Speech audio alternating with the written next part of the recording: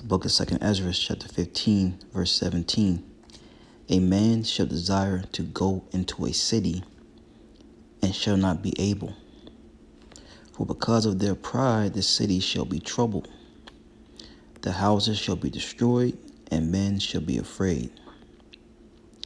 A man shall have no pity upon his neighbor, but shall destroy their houses with the sword, and spoil their goods, because of the lack of bread, and for great tribulation.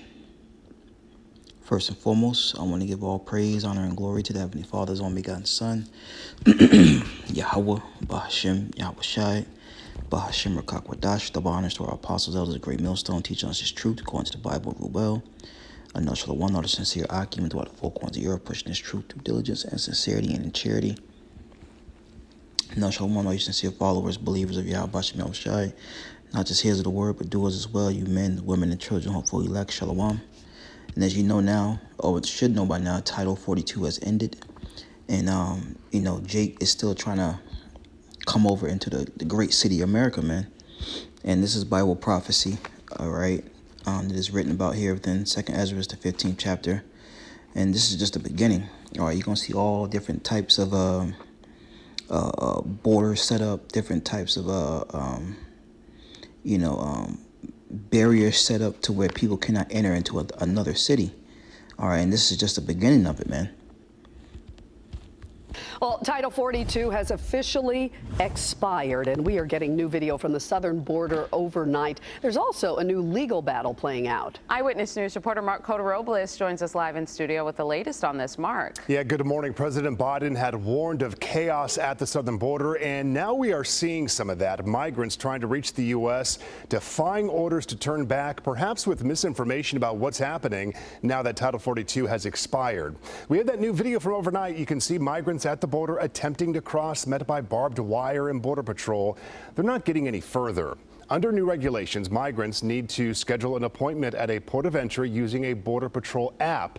Non-Mexican migrants told that they must apply for and be denied asylum in another country first. Those who don't follow these rules face deportation. Right now, nearly 30,000 migrants are in U.S. Border Patrol custody, with some facilities overcrowding. Part of the problem? Our nation's Homeland Security Secretary saying smugglers are spreading misinformation on social media, offering their services to migrants with promises of easy entry. We could see very crowded, as we are now, we could see very crowded Border Patrol facilities. I cannot overstate the strain on our personnel and our facilities, but we know how to manage through such strain, as difficult as it will be. I have tremendous confidence and pride in our personnel. And breaking overnight, the legal battle. A new Biden policy requires migrant families seeking asylum to be subjected to home curfews and GPS monitoring while immigration officials determine whether they should be deported. But a federal judge in Florida has blocked part of that parole plan, ruling that Border Patrol cannot release migrants without first issuing a formal notice to appear in court. Border Patrol says that will lead to even more overcrowding. Excuse me, Title 42, it was in place since March of 2020. It allowed Border Patrol officials to quickly remove asylum seekers citing COVID concerns. The new rules are meant to create new legal pathways to entering the U.S., and there is the risk that if they don't follow these new rules, these migrants could be barred from entering the U.S. for 5 years. A lot on the line. Hello, I'm Mark Brown. Makes you wonder what that tracking device is going to be, right? That's another lesson for another day. But this is 2nd Ezra 15 and 17. It says, a man should desire to go into the city and should not be able. All right, you see a lot of Israelites, especially of the northern kingdom, as well as other heathen nations, are trying to make their way over here. All right, let's not get it twisted. But they're putting the focus on Jake, which is always what Esau wants to do. All right.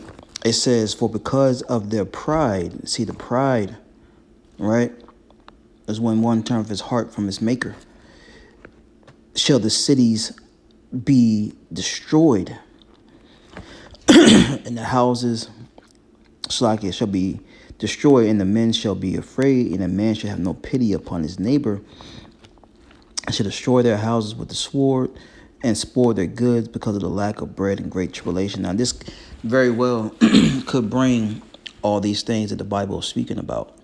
Because what do you expect someone to do with no job, no money, no shelter, all right, no food, no water? They're going to go and take it. They're going to go and take it, man. All right? They're not going to be able to process everyone. And this can cause a major uproar here in the States. All right? Scriptures talks about when the righteous are in authority, the people rejoice, Proverbs 29:2. But when the wicked bear of rule, the people mourning. People are mourning under the state that they're in because of this devil, man. But let's not sidetrack. All right, this is Bible prophecy, and it tells us Habakkuk, the 2nd chapter. It says, verse 3, for the vision is yet for an appointed time, but at the end it shall speak the end of what? Esau, Edom, the so-called white man's rulership, and not lie. Though it tarry, wait for it, because it will surely come, it will not tarry. So we're going to see, what comes of this, but this is definitely Bible prophecy, man. All right. You got men, women, and children desire to go into a city. What's that city? Babylon the Great, the daughter of Babylon. All right, a.k.a. America. And it's going to bring all types of confusion, chaos, all right? Because we're living in the times of this devil losing power. Things getting being more out of order than what it already is. Okay? So we're going to continue to see where this thing goes. And I just wanted to just touch on this topic real fast. And Lord willing, this lesson was edifying. Continue to watch, as the scriptures say. And just pray. Because you're going to have a lot of Israelites come over here to be sealed for with this word and to be delivered. And you're going to have some to come over here to be condemned. All right? To be destroyed. So, Lord willing, that's edifying. Next time I say shalom. Hey guys, as it says in Bible prophecy that there are going to be perilous times, let me tell you guys, perilous times are here. And as you can see with the title, U.S. is being invaded tonight. This is very serious, and I'm going to get right into it. So the Title 42 is going to be ending tonight. And a lot of you guys are, what is the Title 42? So the Title 42 started with our last president.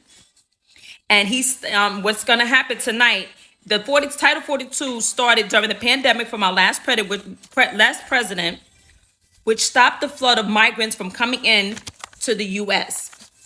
And he stopped it with the CDC guidelines to stop migrants from coming in from with the Title 42. But it's going to end tonight.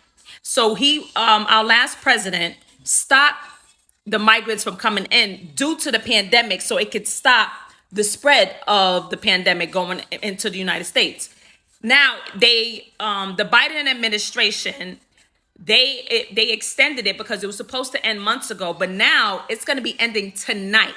So that means we have 700,000 or more right now at the border. You can see this was probably like a few months ago, so it's way bigger than this.